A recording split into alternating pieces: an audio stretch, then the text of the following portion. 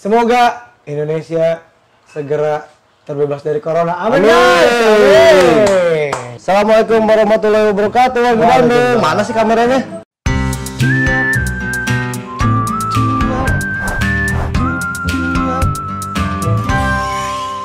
Pak, didinya update baru dari corona naon nih? Masih di situ-situ aja, berarti teh maksudnya teh. Jumlahnya makin bertambah. Iya betul, kalau itu betul. Cuman yang masih jadi sorotan mah adalah kepanikannya aja sih. Iya pastilah.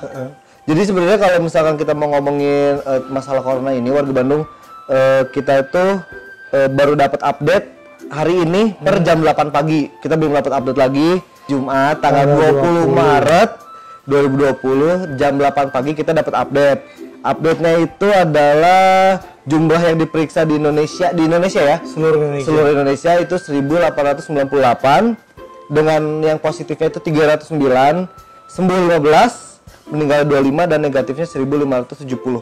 Seminggu ini tuh ada berita apa aja tentang corona yang ada di Bandung ya. Nah, itu dia. Yang pertama kita bakalan baca dulu tentang data yang ada di Jabar dulu. Kan tadi di Indonesia tuh. Nah, kalau ada ini datanya itu kita dapat dari Pikobar Jabar, Pusat Informasi dan Koordinasi COVID-19. Kanal ini adalah pusatnya informasi tentang corona ini di Jawa Barat. Jadi valid ya.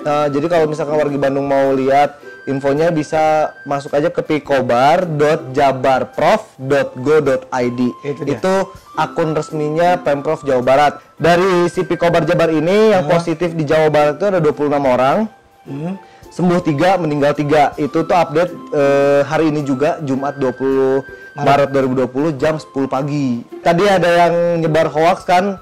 Kalau misalkan di RSHS itu lagi chaos, terus masuk ke red zone atau apa, itu udah dikonfirmasi sama humas RSHS-nya kalau itu hoax. Jangan percaya.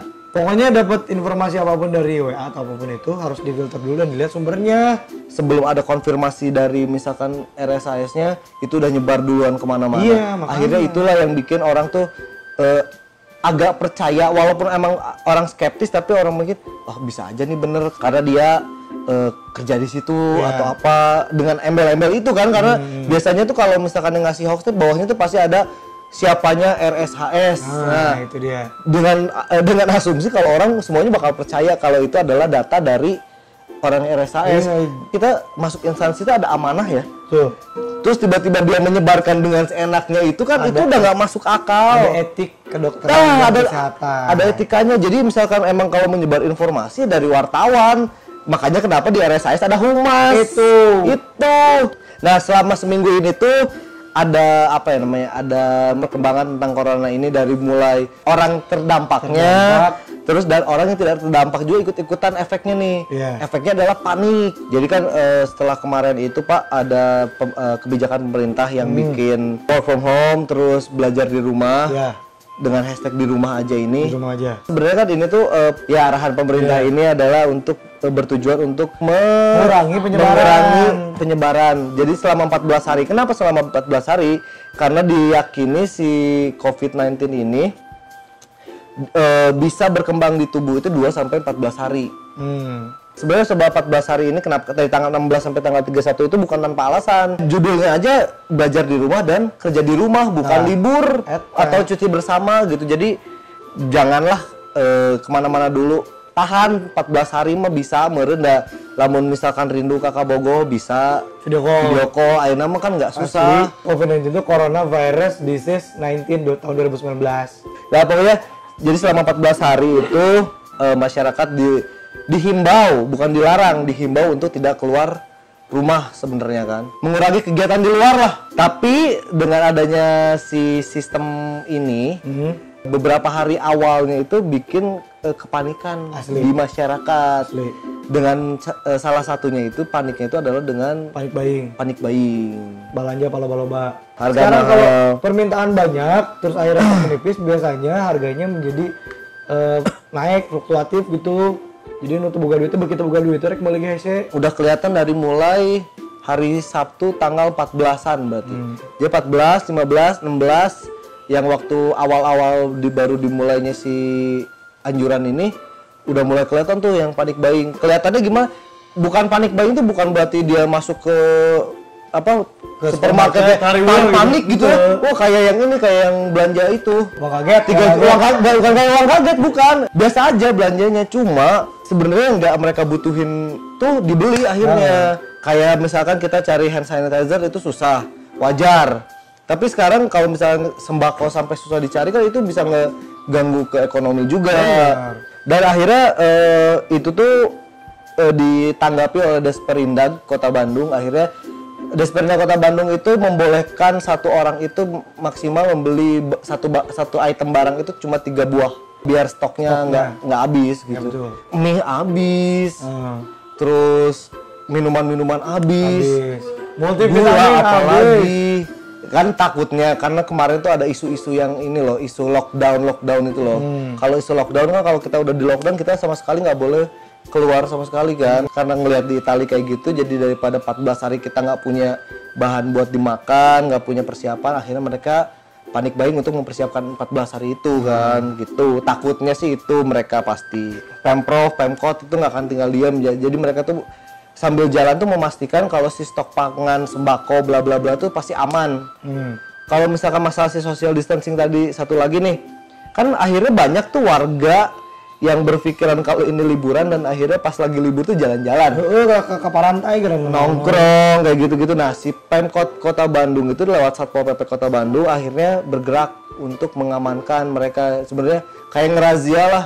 Sehingga bahasa SMA, kalau misalkan tuh di jam sekolah kan pasti digerebek dah. Sekarang kalau misalkan ada yang berkumpul di area alun-alun di mana bakal didatengin sama Satpol PP, disuruh pulang karena emang bukan liburan. Terus tempat wisata juga tutup. Terus rekamannya nggak sesuai di imah, kan sekarang banyak hiburan. Sebenarnya kalau misalkan kita ngomongin tentang social distancing ini dengan work from home dan belajar di rumah, mungkin kita tuh yang awalnya tidak punya waktu untuk keluarga, kurang waktu untuk keluarga lah, bukan tidak punya waktu, kurang waktu untuk keluarga, akhirnya bisa bonding sama keluarga kan di rumah. Terus yang biasanya lelah tidurnya terlalu malam bisa istirahat. Sekarang ambillah sisi itunya, jadi tong keluar atuh euy. Ya untuk kebaikan kita bersama, untuk memotong mata rantai penyebaran virus yang sekarang wabah. Karunya kanu masih ke negara rawe. Asli. Singgung juga banyak itu diobrolin kalau katanya Jumatan nggak diperbolehkan atau gimana. Boleh, Jumatan masih banyak orang di Bandung, masjid-masjid yang masih menyelenggarakan sholat Jumat, dan tadi juga kita sempat sholat Jumat di salah satu masjid di daerah Turangga ya. Yang dilarang itu adalah beberapa masjid besar di Kota Bandung. Intinya itu karena misalnya Masjid Agung Jawa Barat itu tuh anggap aja ya itu mas provinsi lah maksudnya.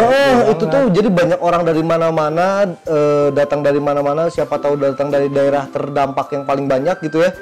Kan kita nggak tahu, siapa tahu dia yang nyebarin atau gimana. Lebih baik mendingan ditiadakan. Bukan berarti sih sholat Jumat itu tidak ada. Kalau misalkan Anda teh hoream, tangan masjid itu lain. Dan tadi oke kita menangan masjid. Aslina. Fatwa yang dikeluarkan MUI adalah himbauan, lebih ke himbauan. Bukan larangan ya. Bukan larangan. Himbauan. Kalau misalnya lebih mudaratnya lebih baik mendingan di rumah aja kan. Bukan berarti kita tidak sholat, sebenarnya kan itu. Bisa zuhur di rumah kan. Dan kalau misalkan emang masih tetap mau sholat Jumat, ya carilah masjid yang masih menyelenggarakan, karena emang nggak semua masjid tidak menyelenggarakan sholat Jumat. Tadi juga ada beberapa penyesuaian agar kita juga tidak terlalu berdekatan, akhirnya diberi jarak antara saf to safnya. Mencegah ya, karena mencegah lebih baik daripada mengobati. Nah itu, jadi sebenarnya ini ada tindakan pencegahan, bukan preventif. Pelarangan. Kondisinya sedang ada wabah, jadi kita juga tidak mau tertular, karena ini bisa menularkan untuk orang lain. Kalau kita tertular, kita bisa menularkan orang lain. Itu yang lebih berbahayanya sebenarnya kan. Di sisi lain juga untuk ya di saudara kita yang lainnya, untuk yang ingin beribadah di gereja katedral Santo Petrus ini juga tidak ditutup. Jadi selama umatnya sehat diperbolehkan untuk beribadah di gereja tersebut gitu. Jadi pihak gereja juga masih mempersilahkan umatnya untuk melaksanakan ibadah sesuai dengan porsinya. Nah, tindakan yang dilakuin itu cuma menghimbau umatnya yang sedang sakit supaya tidak datang dulu aja deh gitu. Terus di hand sanitizer juga tadi di masjid juga ada, di masjid yang dekat tempat kita juga sekarang kan ada juga di sudut gereja katedral. Jadi silakan digunakan. Jadi lebih baik kita mencegah, ikutin aturan pemerintah, dan jangan lupa untuk cuci tangan dan membersihkan diri wargi Bandung. Nih, cuci tangan sesering mungkin, bukan sesering mungkin. Tiap megang ini cuci tangan, tiap megang apa cuci tangan, tiap megang ini cuci tangan. Pokoknya rasakan. Kalau saya pribadi sekarang selalu merasa tangan saya kotor.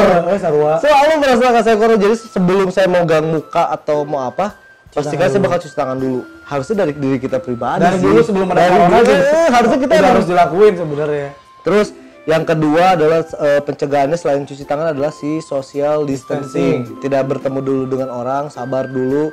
Kalau misalkan emang kangen kongkow sama anak-anak, bisa main werewolf di Duo atau di ayo di Telegram coy. Selain itu juga hindari menyentuh area mulut, hidung dan mata. Selanjutnya langkah yang bisa dilakukan adalah bersin itu harus ditutup. Ini tuh ada batuk, bersin ya itu emang harus ditutup gitu kan. Untuk warga Bandung yang mungkin udah ngerasa ada sedikit gejala-gejala flu atau gimana, terus demam, batuk, bersin, pilek, terus akhirnya merasa sesak napas, nah ini baru silakan langsung hubungin atau langsung berobat ke dokter ya, nanti biar bisa penanggulangannya seperti apa. Dan kalau misalnya memang masih kaget atau panik dengan apa yang terjadi sama diri kita dan ngerasa kayak punya sugesti bahwa kita terkena dampak, bisa telepon 119 dulu atau 112 atau 112.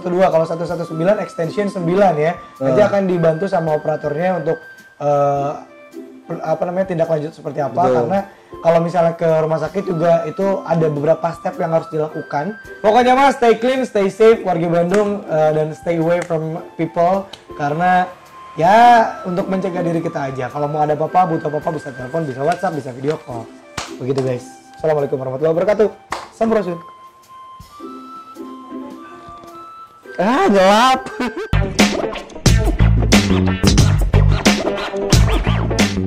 Warga Bandung. Atau kalau misalkan itu misalkan baru awal-awal gitu ya, coba warga Bandung bisa telepon 40145. Itu Suganwe warga Bandung Salatri 1404. Oh salah ya. Gagal.